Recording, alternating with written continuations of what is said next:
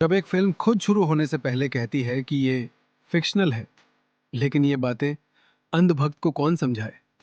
धुरंधर 2 को लेकर social media पर बहस छिड़ी हुई है। कुछ लोग इसे सच्चाई बता रहे हैं, तो कुछ इसे प्रोपोगेंडा कह रहे हैं।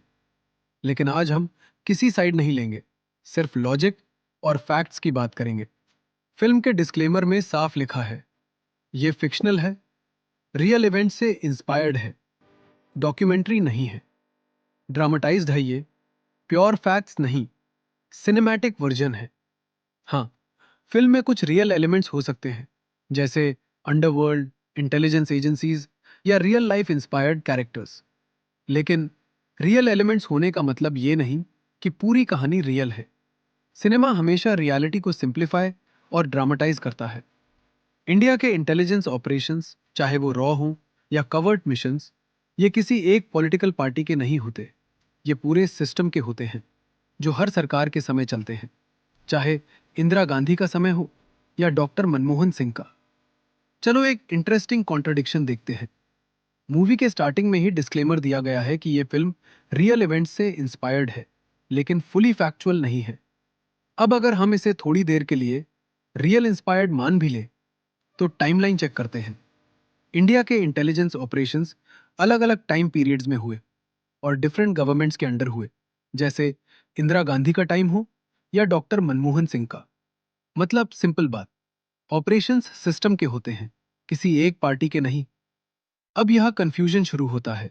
अगर स्टोरी का बेस पुराने इवेंट्स पर है, जो डिफरेंट गवर्नमेंट्स के टाइम में हुए, तो फिर मूवी में ऐसा क्यों दिखाया जाता है कि इलेक्शन रिजल्ट आने पर पाकिस्तान डिसअपॉइंटेड है और कहता है कि उनका पैसा वेस्ट हो गया क्योंकि एक पर्टिकुलर पार्टी नहीं जीती। सवाल यह है, क्या ये एक्चुअल हिस्टोरिकल रिएक्शन है या स्टोरी को करंट पॉलिटिकल कॉन्टेक्स्ट में फिट किया गया है? क्योंकि अगर इवेंट्स अलग टाइम पीरियड्स के हैं और रिएक्शन करंट पॉलिटिक्स से मैच कर रहा है, तो ये प्योर फैक्ट्स नहीं हो सकते। ये एक कंस्ट्रक्टेड नैरेटिव लगता है। जब पास्ट इवेंट्स को प्रेजेंट पॉलिटिक्स के साथ मिक्स किया जाता है, तो वो हिस्ट्री नहीं, स्टोरी टेलिंग बन जाती है। अब एक और इंटरेस्टिंग ऑब्जर्वेशन, ऐसी मूवीज अक्सर तब रिलीज होती हैं जब देश में पॉलिटिकल माहौल गर्म होता है, जैसे इलेक्शंस के आसपास। अब ये कोइंसिडेंस है या पब्लिक परसेप्शन को सटली इन्फ्लुएंस करने का तरीका? ये आप खुद सोचिए। मैं ये नहीं कह रहा कि ये स्ट्रैटेजी है, लेकिन टाइमिंग जरूर सवाल खड़े करती है। कुछ व्यूअर्स का मानना है कि फिल्म में करंट लीडरशिप को पॉजिटिव दिखाया गया है और प्रीवियस गवर्नमेंट्स को नेगेटिव टोन में। ये सच है या परसेप्शन, ये आप डिसाइड करो। लेकिन एक बात क्लियर है, प्रेजेंटेशन ही परसेप्शन बनाता है।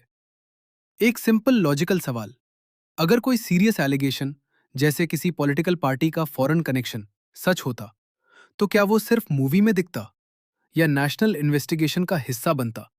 इसलिए बिना प्रूफ के बिलीव करना भी गलत है। तो क्या धुरंधर 2 प्रोपेगेंडा है?